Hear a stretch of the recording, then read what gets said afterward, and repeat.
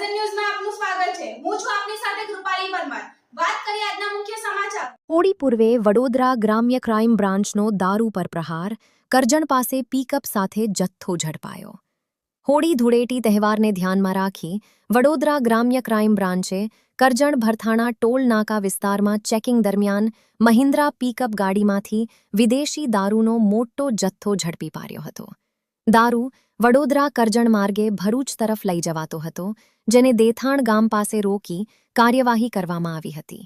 તપાસ દરમિયાન આરોપી કમલેશ કુમાર ખુમારામ પતાલિયા, ઉંમર 24, સાંચોર જિલ્લો જાલોર પાસેથી 70 પેટી વિદેશી દારૂ, 10,40,600 રૂપિયા, પિકઅપ ગાડી 5 લાખ રૂપિયા અને 2 મોબાઈલ મળી કુલ 15,51,500 રૂપિયાનો મુદ્દામાલ કબજે થયો હતો।